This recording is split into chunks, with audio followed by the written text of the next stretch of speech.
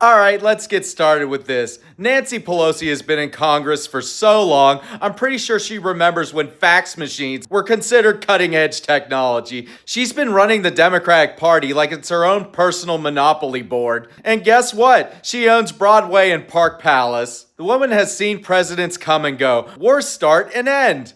Tech evolved from dial-up to AI, and still she's somehow a central figure in Washington, controlling the party while the chaos just swirls around her. And let's get one thing straight, Pelosi is terrifyingly effective. Even though she's no longer the Speaker of the House, she's still a force to be reckoned with. She's not president, she's not vice president, and yet she made the White House blink. Joe Biden, the supposed commander-in-chief, stepped aside in 2024 because Nancy Pelosi said so. That's not just influence, that's the kind of power you see only a handful of times in Washington. And it doesn't stop there. Pelosi shepherds some of the most significant legislation in the 21st century. The Affordable Care Act, a giveaway to insurance companies, massive COVID relief bills, and historic infrastructure packages. She's the type of person who can corral dozens of Democrats, navigate endless procedural blocks, and actually get things passed. That's a skill. That takes patience and sheer political will. She knows leverage. She knows timing. She knows how to keep the caucus in line. She's not just a politician. She's a very strategically minded leader, even though she's corrupt as hell. But here's the flip side of all that brilliance, Pelosi. You've also shown the dark side of entrenchment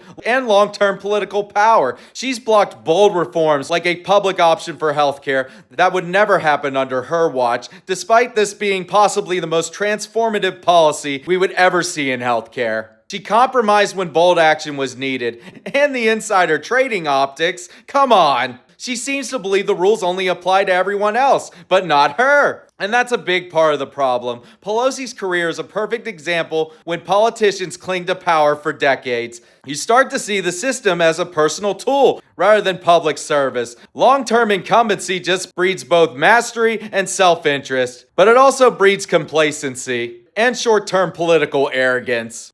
Let's not forget her accomplishments. Pelosi kept her caucus in line through crises and pandemics. She's been a key player in negotiations on major legislation, and yes, dragging Biden out of the 2024 race, kicking and screaming. Even if it was symbolic at that point, it's a reminder that real power doesn't come from an office. It comes from networks, influence, and the ability to move people. Still, I believe the negatives outweigh the positives. Pelosi's career highlights a critical question in American politics. How long is too long? Mitch McConnell has stuck around too long. Joe Biden was clinging to power when the party didn't want him anymore. Pelosi herself has been a fixture in Washington for decades. At some point, experience becomes entrenchment. Talent becomes rigidity. Influence becomes a monopoly. And when it happens, the system itself suffers, not just politically, but the people you're supposed to be serving. So where does that leave us?